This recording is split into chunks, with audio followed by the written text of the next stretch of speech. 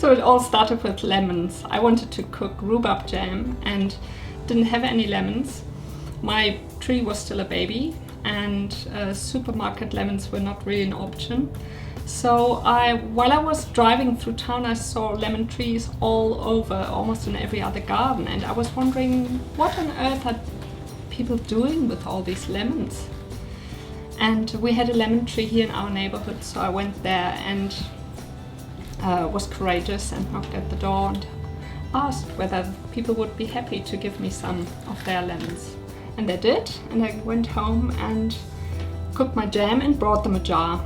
So that was my first swap, and that really got me thinking, what if we all take what we have lots of and get together and share it?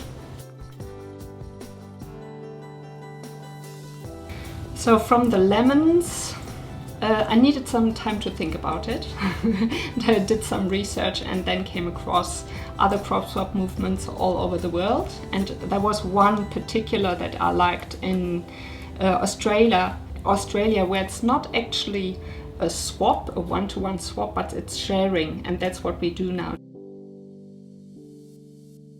So after we nicely established the crop swap in Maryland, friends came over from other areas and really enjoyed what we did, and they said, oh, we want that too, we want it a bit closer, we don't want to drive that far.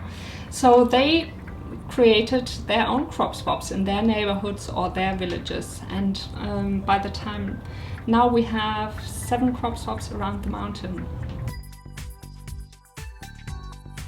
My name's Penny.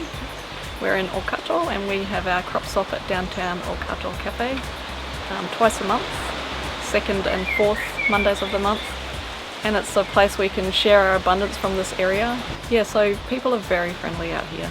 I think there's a myriad of new ideas that we get from the crop swap.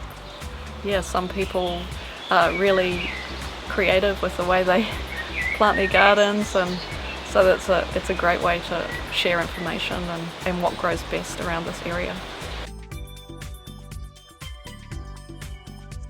We're at the Whiteley and Inglewood crop swap, and we're in a small rural area just outside of Inglewood called Whiteley.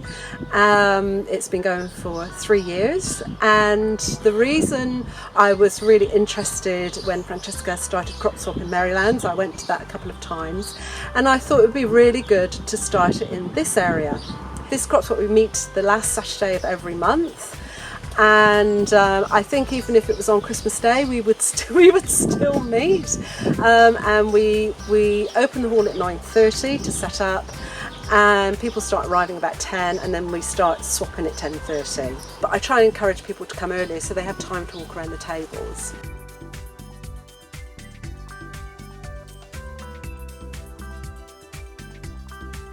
We're currently at Aotearoa Road in Uranui. We are having our informal crop swap. We usually have it at the brewery every second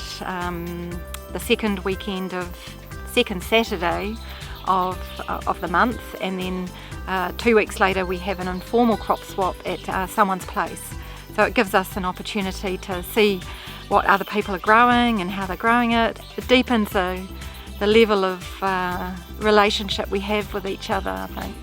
Yeah, one of the great things with crop swap is you don't know what you're going to find when you turn up, and one of the fears I had at the beginning was everybody would turn up with courgettes, for example, and you take courgettes and you turn up but nobody else has them, and you have a real variety of food, but you get food that you wouldn't find in the supermarkets. It's quite unusual. And you walk, I mean, I always find I get home, I unpack everything, I think, what am I going to make? And it will inspire you to make things that you haven't normally made before. Yeah, I think if you're interested in crop swap, the first thing you can do is come along. There's no reason why you can't. And it's often a matter of just rummaging around and seeing what you can bring. There's really no limits to what you can or can't bring, as long as it's all about sharing what your skills are and what you can do. If you're a baker, or if you're a grower of vegetables, or myself personally, I grow a lot of fruit trees from propagate them, so that's what I bring. We meet on the 3rd Saturday of the month. We usually open the doors at 2:30 for people to bring their goodies in, and we swap at 3 o'clock. Well, I think our grandparents, most of them would have had big gardens. In fact, my generation, we had gardens too, but yeah, things changed when both couples had to go out working, and of course it was much easier to go to the supermarket and get everything. But now we're finding that some of those young ones, especially with young families, have found that growing their own vegetables is much better. I think the freshness, and it's got a lot more flavour when it comes straight out of the garden. And I'm particularly happy about the older folks who are coming. So I would have never met them otherwise, and they are so lovely to have there. Ideally, we would have a crop swap in every neighborhood because it's really connecting. And it's a way of helping each other, of feeding each other. So I still love swapping lemons. They're still very important to me.